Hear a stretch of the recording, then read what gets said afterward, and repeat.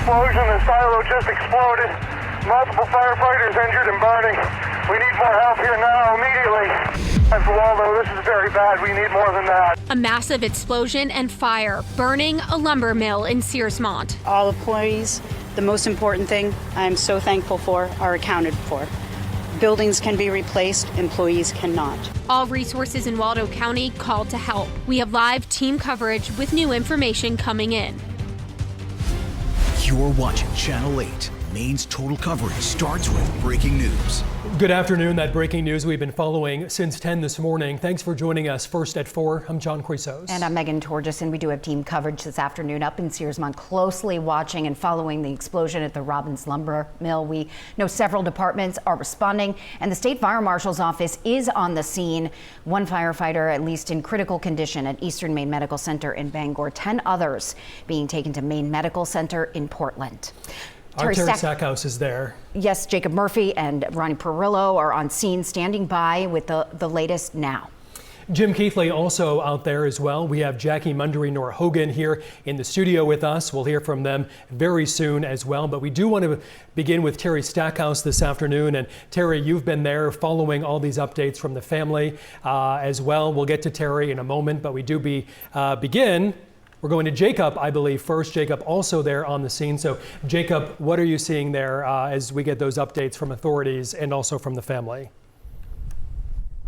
Yeah, we just got some new information from authorities, as we heard during that press conference, although not giving us a ton of details as to, what caused the fire or the details as to how they're fighting it right now.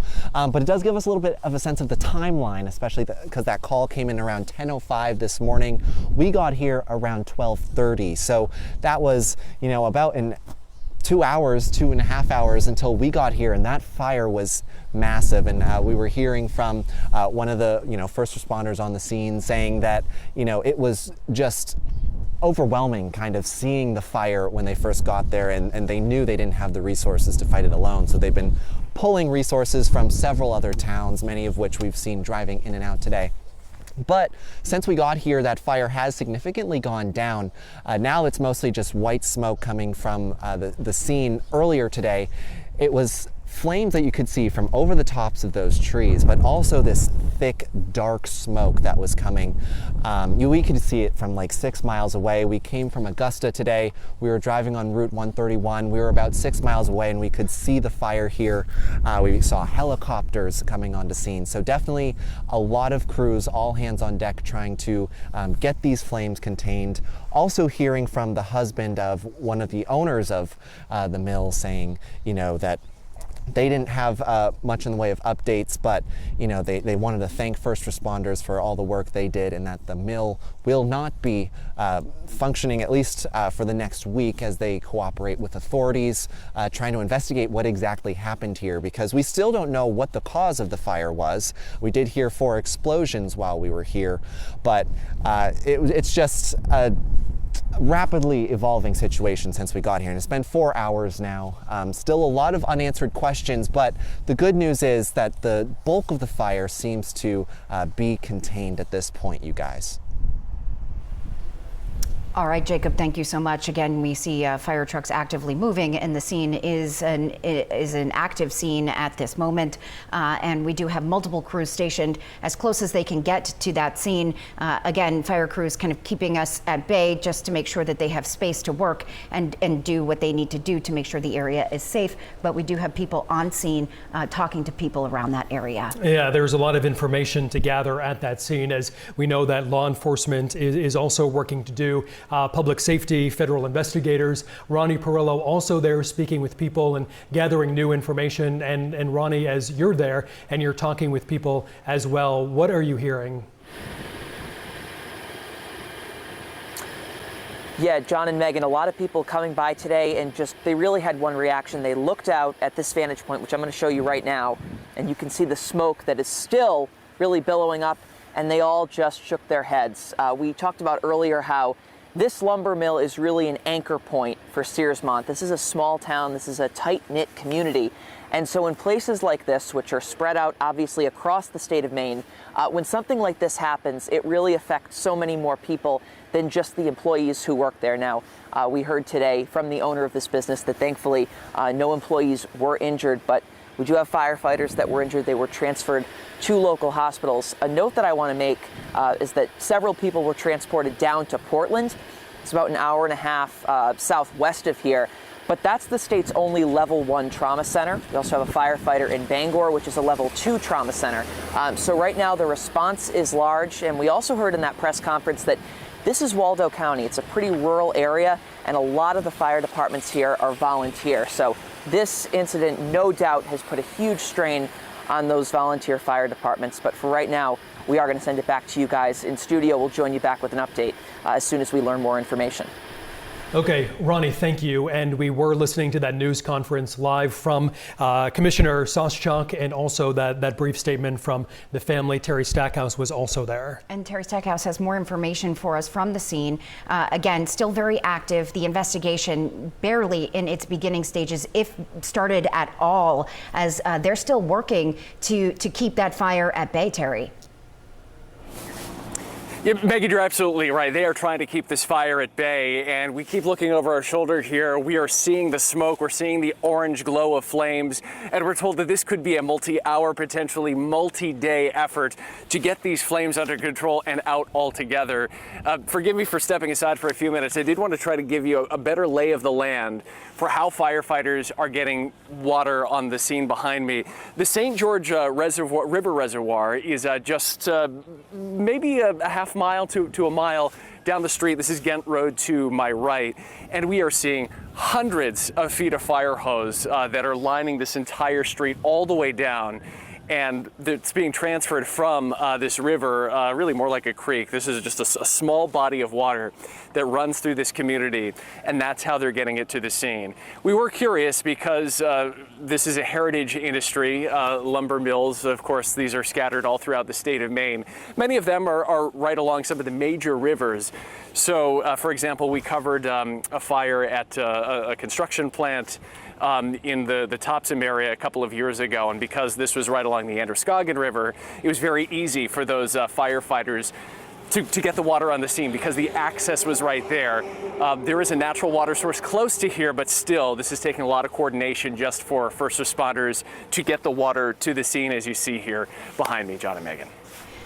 All right, Terry. Yeah, we're watching some of those water tanker trucks come in still hours after that initial call this morning at 10 o'clock. It was a much different scene there just about a week ago as we were there covering a campaign event, one of the candidates for governor, talking about energy policy there at that lumber mill, and Jackie Mundry was there. And Jackie, you were one of the few people actually there visiting this location just a week ago. Looks very different today from what it looked like a week ago. What was that event about, and what was, help us understand more about the history of this mill? Yeah, John, Megan, like you said, I was there just a week ago. Kind of striking to see the drone video of a place I was standing at about a week ago for a campaign event. This was for an event for a candidate for governor, independent candidate Rick Bennett, rolling out his energy plan. The father of the mill's owner spoke at the campaign event, explaining how they make energy more affordable. He says the mill uses about 3 megawatts internally and also puts energy back into the electric grid to supply power for about 6,000 Maine homes. Not only that, but this facility supports the forestry industry. What's good about a biomass power plant is we employ a lot of people. This plant is staffed 7 days a week, 24 hours a day. But more than the people that we employ here, it has provided a pulpwood market for the loggers because they lost their pulpwood market when the paper mill shut down. According to the Robbins Mill website, there are more than 115 employees who work at the location in Searsmont. The owner telling reporters earlier today that all employees are accounted for and none were injured in the fire or explosion. There are roughly 100 other workers who work at a manufacturing facility in other locations across the state. But we heard earlier from, again, the mill's owner who said you can replace buildings, but you can't replace people. So obviously they're happy that their folks are accounted for. Megan, John. All right, Jackie, thank you. Also, one of the owners just calling this a hugely devastating day, of course, for them, despite the fact that they are saying that, you know, the buildings can be replaced.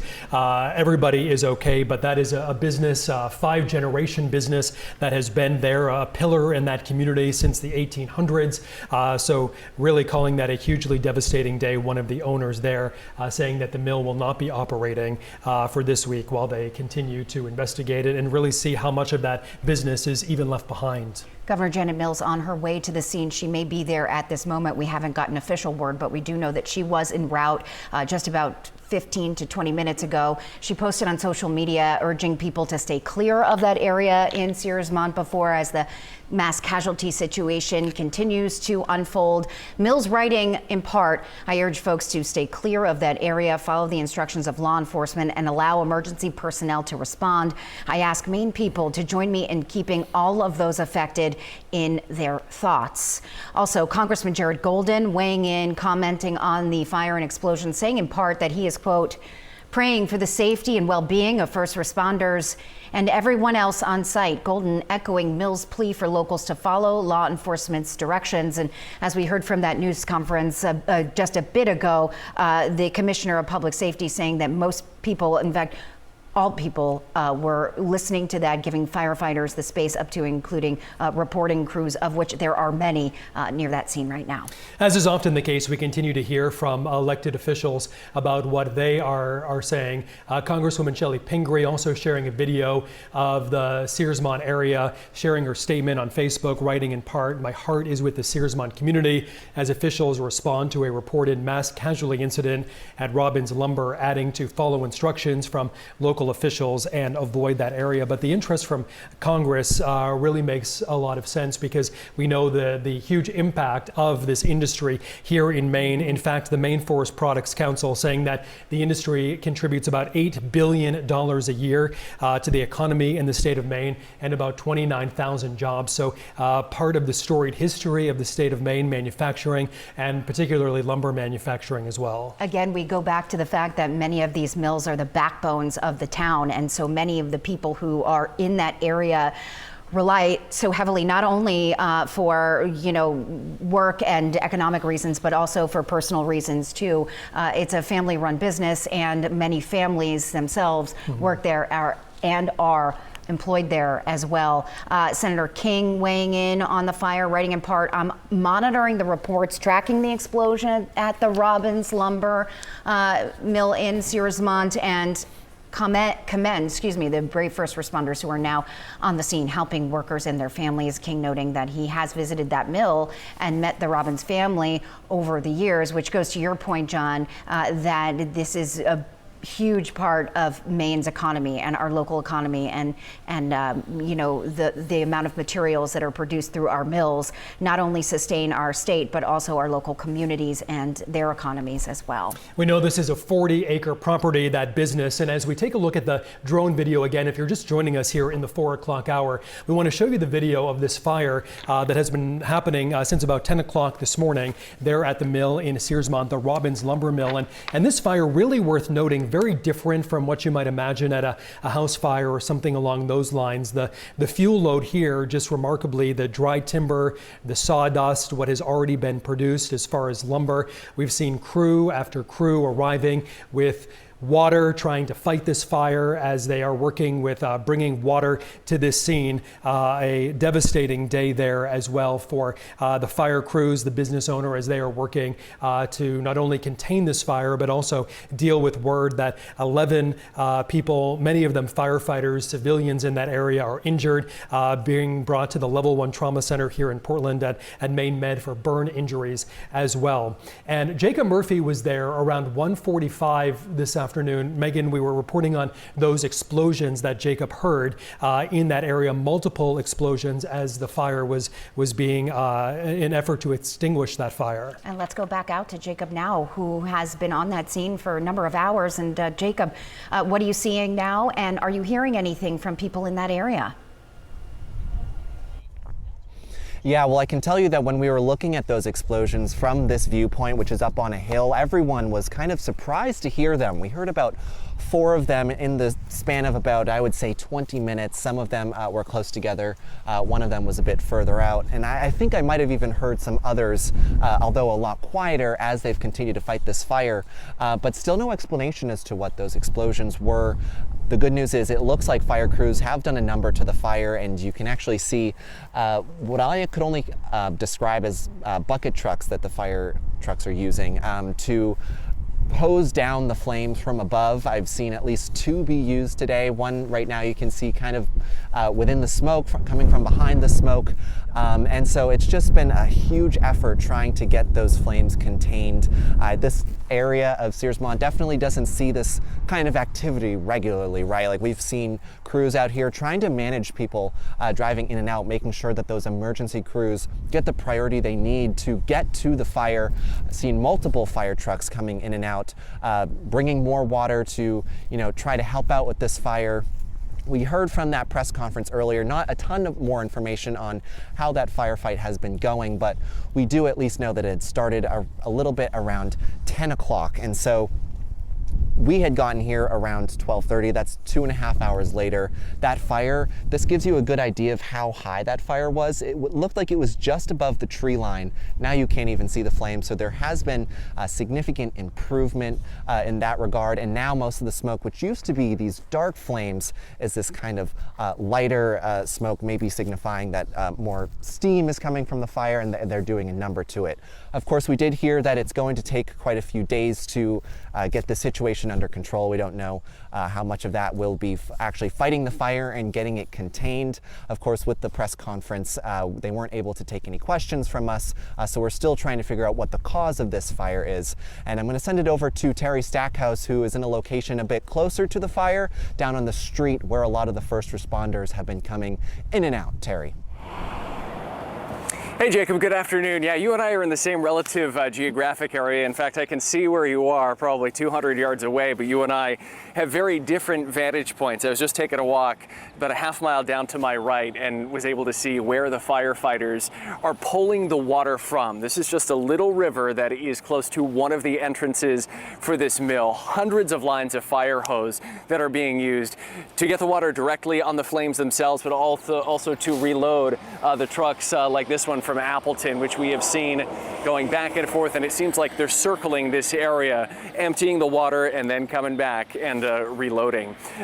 Jacob, you mentioned how so many people here are wondering what may have caused this fire. We heard during that news conference in the last 30 minutes, the official from the state fire marshal's office saying that they didn't have anything they could share in that regard, and it might be some time until they know the cause. And part of the reason for that, one, is this is still an active scene. From what you and I can both see, Jacob, the flames appear to have been tamped down a little bit. We're not seeing that same orange glow. We're not seeing that new black smoke billowing from the area, but this is also not the first time, at least from where I'm standing, where I've taken a look at the scene, and it has appeared as though it has been under control, and then we have seen some of the flames come back up there. We were just recapping some of what we heard from the officials on scene there. Is around 10 o'clock, and in one of those silos, this is where the fire originated from. Searsmont Fire, which is made up of volunteers. They were the first ones on the scene here, and then as we have heard from some of the 911 audio, or for a dispatch audio, at that moment, that's when they called for mutual aid, and all of these surrounding agencies, we're probably talking about a dozen surrounding agencies, all from small communities in this area, that rushed to the scene. The major question here, and we want to be transparent with you because we are working to get the information that you want to know. We know that at least 11 people, the majority of them first responders, were injured here. We don't know to what extent. We also don't know whether there was any loss of life here today. That was something which was asked bluntly to the Commissioner of Public Safety, Mike Suschuk. That was not something he was able to address. Their top priority as of right now, as the they're still fighting the flames here, was speaking directly to those families who've been impacted by this, as we're also still waiting for Governor Janet Mills to arrive on the scene here. We haven't received any indication as to whether there would be media availability or whether the governor would talk to us, or if she is going to be speaking mainly with the operators of this mill. But John, you made a good point, and you pointed this out earlier, and we've learned from our reporting from Jackie Mundry, who is here on an unrelated topic, a campaign event within the last couple of weeks. The amount of material here, there's such a variety here. This is used for energy generation, and just how flammable it is. So if you're one of these investigators from the State Fire Marshal's office or from OSHA who's coming, so much has been burned. And we can see that from the drone video. It'll be very challenging, no doubt, for the investigators to determine the origin of this and also to understand the full scope of how far these flames spread, what, if anything, is salvageable of the multiple buildings that we know that have been impacted by this. John and Megan. All right, Terry, thank you. Yeah, and I just wanted to add that we wanted to learn more about what the strategy of fighting a fire like this would be like, given the amount of combustible material that you would assume would be at a lumber mill like this one, and highly flammable material. We did speak with a Cumberland County firefighter in Cumberland County that says they will call a master stream device to dose the fire with as much water as possible. That does help the fire go down, but the challenge is staying at a safe distance while doing this. That's why they need those ladder trucks. And as we've been hearing our crews say, there aren't very many hydrants up there, so we've been seeing water trucks going in, trucking water up, and that is obviously a big hurdle and an obstacle when they go to fight this fire. They will have to designate a fill site to go back and forth from the scene to get water, and with a fire like this, first responders can be there all night. That is according to a firefighter from Cumberland County who told us what the strategy might be when approaching a fire of this magnitude. And when you look at the fire there, the fire scene, all the smoke and the flames, really, there's not enough water really to contain it as quickly as they would like. As Commissioner Soschuk noted, there are too many departments to name who were involved in it at this point, but bringing any water that they can get. And as we do talk about this response, we also know the Red Cross is part of this response as well, trying to really help other first responders. They're responding with their disaster action team to the mill.